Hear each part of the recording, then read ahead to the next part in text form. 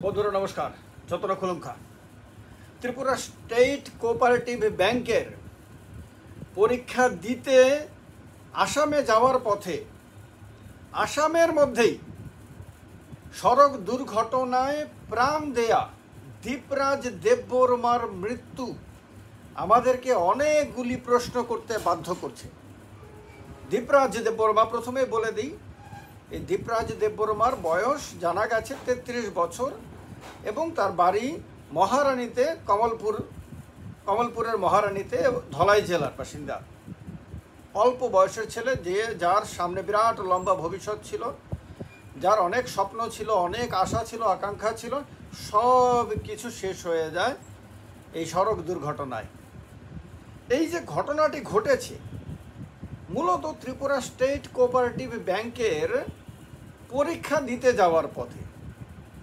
Tripura state cooperative bank, প্রথমত খেয়াল রাখতে হবে, ত্রিপুরার একটি সরকারি ব্যাংক।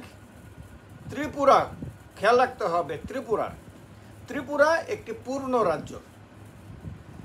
যতটুকু মর্যাদা ভারতের সংবিধান অনুসারে অসমের রয়েছে, পশ্চিমবঙ্গের রয়েছে, উত্তরপ্রদেশের রয়েছে, মহারাষ্ট্রের রয়েছে, ততটুকু মর্যাদা ত্রিপুরা রাজ্যেরও রয়েছে। সেই ত্রিপুরা রাজ্যের একটি কোঅপারেটিভ ব্যাংকের পরীক্ষা দিতে ছেলে মেয়েদের যেতে হয়েছে পার্শ্ববর্তী রাজ্য আসাম। শুধু আসামে বললেই হবে না, আসামের বিভিন্ন জেলাতে, আসামের গৌহাটিতে, শিলচরে, তেজপুরে, জোরহাটে, ডিব্রুগড়ে, বিভিন্ন জায়গাতে যার যার পরীক্ষা কেন্দ্র পড়েছে তার সেখানে যেতে হয়েছে। কিন্তু 35 জনের যে দলটি বাসে করে যাচ্ছিল তাদের আর পরীক্ষায় বসার সুযোগ হয়নি, কারণ এর মধ্যে তো দীপরাজ দেববর্মার মৃত্যুই হয়েছে, দুঃখজনক, বেদনাদায়ক, যা মানে কোনোভাবেই যার মানে শোক প্রকাশ করার কোনো ভাষাই নাই। পাশাপাশি অনেকগুলি ছেলে আহত হয়েছে, তাদের মধ্যে কয়েকজন গুরুতর আহত হয়েছে। এই ছেলেদেরও পরীক্ষায় বসা আর হলো না, তারা তাদের সুস্থ হওয়ার জন্য লড়াই করছে। যারা অসুস্থ আছে, যারা আহত হয়েছে, তারা তাড়াতাড়ি সুস্থ হোক, এ ব্যাপারে কোনো মানে এটা আমরা প্রত্যাশা করব। আর দীপরাজের পরিবারকে তো আমরা কীভাবে সমবেদনা জানাবো তার কোনো ভাষা নেই। দীপরাজ যেখানেই আছে সেখানেই শান্তিতে থাকুক, এটুকু বলতে পারবো। কিন্তু প্রশ্ন হলো যে ত্রিপুরার ছেলে মেয়েদেরকে কেন অসমে গিয়ে পরীক্ষা দিতে হবে? বলা হয়েছে, একটি সংবাদে দেখলাম, ত্রিপুরা স্টেট কোঅপারেটিভ ব্যাংকের একজন উচ্চপদস্থ অফিসার, নাকি টপ অফিসিয়াল লিখেছেন, ওনার নাম লেখেনি সংবাদটিতে, তিনি নাকি মিডিয়াকে জানিয়েছেন যে ত্রিপুরাতে অনলাইন এক্সামের উপযুক্ত পরিকাঠামো না থাকার কারণে তারা বাধ্য হয়ে আসামের বিভিন্ন জায়গাতে তারা পরীক্ষা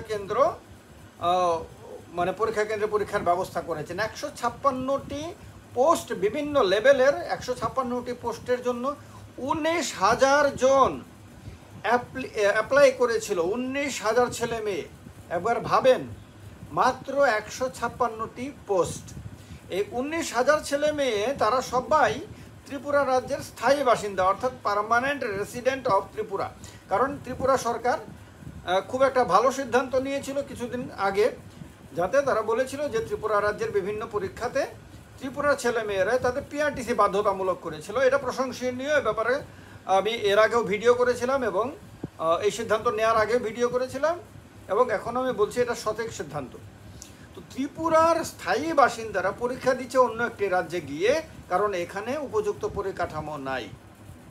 এই যে উপযুক্ত পরিকাঠামো নাই আজকে ডিজিটাল ইন্ডিয়ার যুগে, আজকে সেই সময়ে যখন আমাদের রাজ্যে ইনফ্রাস্ট্রাকচার ব্যাপকভাবে বিস্তার লাভ করেছে, ব্যাপক উন্নত হয়েছে ইত্যাদি বলা হয় ভাষণে, যখন বলা হয় যে অনলাইন ব্যবস্থাতেও ত্রিপুরা অনেক এগিয়ে গেছে, অনেক ভাষণে, অনেক বড় বড় লোকের ভাষণে আপনারা শুনে থাকবেন গত কয়েক মাসের মধ্যে, তখন অনলাইন এক্সামের জন্য ব্যবস্থা, মানে এক্সামের ব্যবস্থা ত্রিপুরা রাজ্যে করা যাচ্ছে না।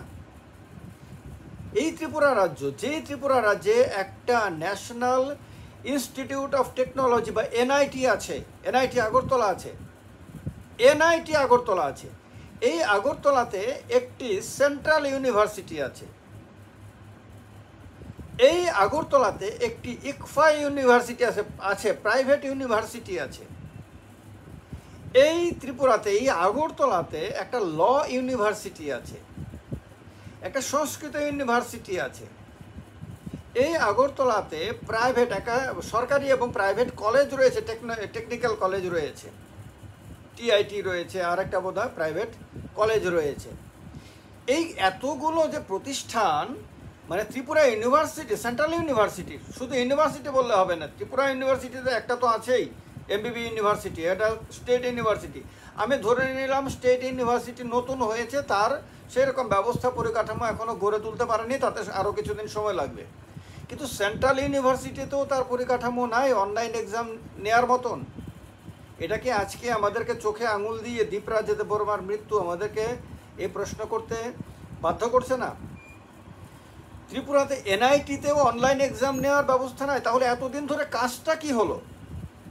এই যে সেন্ট্রাল যে প্রতিষ্ঠানগুলো, যেগুলো নিয়ে অনেক সময় অনেক দুর্নীতির অনেক সংবাদ মিডিয়াতে এসেছে, কিছু মানুষ রাক্ষসের মতন এই প্রতিষ্ঠানগুলোকে চিবিয়ে খাওয়ার মানসিকতা নিয়ে সেগুলিতে ঢুকেছে বিভিন্ন সময়, এরকম সংবাদ থেকে বোঝা যায়।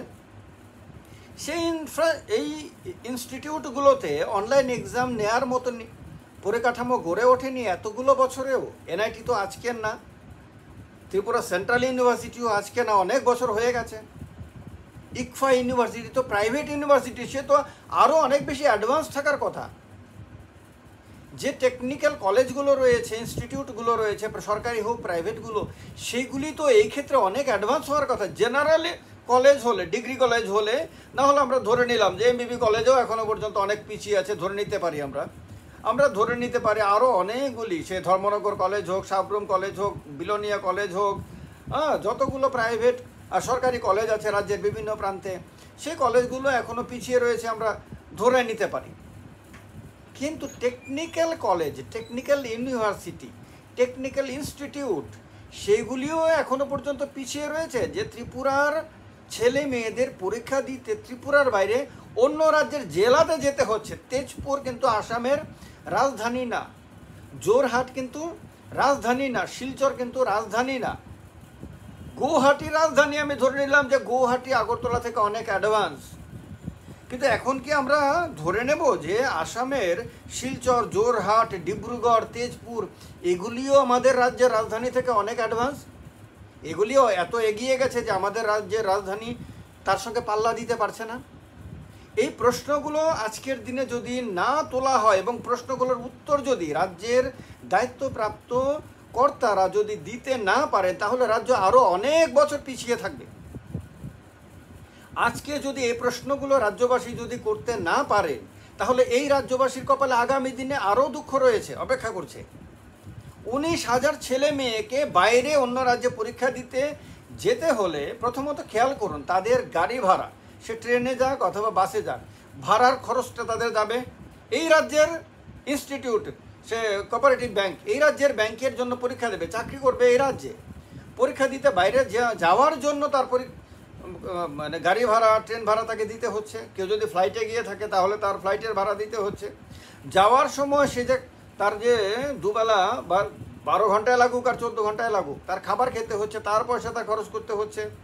সেখানে গিয়ে কোনো হোটেলে তাকে থাকতে হবে 3 দিন ধরে পরীক্ষা, তাহলে সেই হোটেলকে পরীক্ষা দিতে হচ্ছে। 3 দিন সে খাবার খাবে, তার জন্য তাকে পরীক্ষা দিতে হচ্ছে। হোটেল থেকে সে যেখানে পরীক্ষা, সে পরীক্ষা কেন্দ্রে যাবে, তার জন্য তাকে সেখানে একটা অটো হোক বা কোনো স্থানীয় কোনো গাড়িকে ভাড়া দিতে হচ্ছে। সেখানে পরীক্ষা দিয়ে বেরিয়ে আবার সেখানে চা খাবে, বিস্কিট খাবে, সেখানে খরচ করতে, তাকে সব মিলিয়ে তাকে কত টাকা খরচ করতে হচ্ছে। এর মধ্যে 156টি পোস্টে 157 জনকে নিশ্চয় নেওয়া হবে না। তাহলে এই যে বিশাল সংখ্যক ছেলে মেয়ে যারা চাকুরি পাবে না, চাইলেও ব্যাংকে তাদেরকে চাকরি দিতে পারবেন না, চাইলেও ব্যাংক 156টি পোস্টের বেশি কোনো পোস্টে মানে কাউকে দিতে পারবে না, চাকরি দিতে পারবে না। এই ছেলে মেয়েদের এত পয়সা খরচ করে, তারপরে অ্যাপ্লিকেশন ফি কত আছে আমি এটা খেয়াল করিনি, তো সব মিলিয়ে কত টাকা তাদের খরচ হয়েছে বা হচ্ছে, বিনিময়ে তাদের কয়েকজন এর ভাগ্যেই একমাত্র চাকরি জুটবে, বাকিরা আবার বাড়িতে ফিরে আসবে। বেকার ছেলে মেয়ে হয়তো 5টা টাকা রোজগার করতে পারে না, কষ্ট হয় তাদেরকে। সেই ছেলে মেয়েদের পকেট থেকে কি পরিমাণ পয়সা বেরিয়ে যাচ্ছে শুধু একটি পরিকাঠামোগত দুর্বলতার কারণে। রাজ্য সরকার, কেন্দ্র সরকার, রাজ্যের যে ব্যাংক বা রাজ্যের এতগুলো ইনস্টিটিউট, তারা কেউ এতদিন ধরে এই বিষয়টি নিয়ে ভাবেনি। শুধু ভাষণ দিয়ে গেছে সবাই, শুধু বড় বড় কথা বলে গেছে, শুধু মানুষকে রঙিন স্বপ্নের মধ্যে বিভোর রেখে গেছে। আর ছেলে মেয়েরা উল্লাসে মত্ত থেকেছে, সুন্দর সুন্দর ভাষণ শুনে হাততালি দিয়েছে, কিন্তু একবারও ভাবেনি বাস্তবের মাটিতে তাদের জন্য কাজ কতটুকু হচ্ছে। কারণ কেউ প্রশ্ন করার সাহস দেখায় না আমাদের রাজ্যে। আমাদের রাজ্যের সবচেয়ে বড় দুর্বলতা, সবচেয়ে বড় পিছিয়ে থাকার কারণ হলো প্রশ্ন করার সাহস দেখায় না সবাই। মনে করে না আমার না পেছনে ক্ষতি হয়ে যায়। আর সবাই যদি মনে করে যে আমার না ক্ষতি হয়ে যায়, তাহলে কে সাহস করবে, কে এগিয়ে আসবে, আর কবে কাজগুলো হবে? আর কাজগুলো যদি না হয় তাহলে কি কেউ নিরাপদে থাকতে পারে? আজকে যে ছেলে মেয়েগুলো অন্য রাজ্যে যাওয়ার পথে আহত হয়েছে, হাসপাতালে চিকিৎসিত হচ্ছে, একটা ছেলের প্রাণ চলে গেছে, ছেলেটা আর কোনোদিন ফিরে আসবে না এই শরীরে, এই পৃথিবীতে। তাহলে এই যে ক্ষতিগুলো হচ্ছে, কথা না বলে, প্রশ্ন না করে কেউ কি এই বিপদের হাত থেকে মুক্ত থাকতে পারছেন? এই কারণে বন্ধুরা, আমার এই প্ল্যাটফর্ম থেকে আমি এই প্রশ্নগুলো তুলছি। আপনারা যদি সাহস করেন কমেন্ট করবেন, যাতে রাজ্য সরকার, কেন্দ্র সরকার বা যারাই দায়িত্বপ্রাপ্ত রয়েছে তাদের যাতে চোখ খুলে যায়। ক্ষমতা ভোগ বিলাসিতার জিনিস না। এখানে কাউকে ভোগ বিলাসিতার জন্য কাউকে কোনো পদে দায়িত্ব দেওয়া হয়নি, কাজ করার জন্য। সেই কাজটা যদি না করে, আমরা 1949 সালে ভারতের সঙ্গে যোগ দিয়েছে ত্রিপুরা রাজ্য, তারপর পূর্ণ রাজ্য হয়েছে ত্রিপুরা 1972 সালে, আর এটা 2024 সাল। এখনও আজকের দিনে এই ডিজিটাল ইন্ডিয়ার যুগে ত্রিপুরা রাজ্যে অনলাইন এক্সাম নেওয়ার মতন পরিকাঠামো নেই। তার কারণে ত্রিপুরা রাজ্যের একটি প্রতিষ্ঠানকে ত্রিপুরা রাজ্যের বাইরে ছেলে মেয়েদের নিয়ে গিয়ে অন্য একটি রাজ্যের জেলা স্তরে পরীক্ষা কেন্দ্র স্থাপন করে সেখানে পরীক্ষা নিতে হচ্ছে। এটা অত্যন্ত গুরুত্বপূর্ণ একটা দিক। এই বিষয়টা নিয়ে সবাইকে গভীরভাবে ভাবতে হবে। যদি না ভাবতে পারেন তাহলে আপনাদের ছেলে মেয়েদের, আমাদের ভবিষ্যৎ প্রজন্মের জন্য আগামী দিনে আরও অনেক কঠিন অবস্থা অপেক্ষা করছে। তাদের জন্য, তাদের ভবিষ্যৎ যাতে কঠিন না হয়, তাদের ভবিষ্যতে তাদের জন্য যাতে সহজ এবং সুবিধাজনক ব্যবস্থা যাতে তৈরি করতে হয়, তার জন্য আজকে কথা বলেন, আজকে মুখ খোলেন, সবাই মুখ খোলেন। গালি দেওয়ার দরকার নাই, কিন্তু সরকারকে বাধ্য করেন, সরকার যাতে পরিকাঠামো এখানে গড়ে তোলার ব্যাপারে বাধ্য হয় ব্যবস্থা করতে। আপনাদের চেতনা ফিরুক, এই প্রার্থনা নিয়ে শেষ করলাম। আর যাওয়ার আগে আরও একবার দীপরাজ দেববর্মার জন্য অনেক অনেক তার কাছে আমাদের রাজ্যবাসী হিসেবে আমাদের ক্ষমাপ্রার্থী। কারণ তার জন্য সেই ব্যবস্থা করতে পারেনি, যা করতে পারলে তাকে ত্রিপুরা রাজ্যের বাইরে গিয়ে জীবন দিতে হতো না। বাকিরা ভালো থাকবেন, সুস্থ থাকবেন।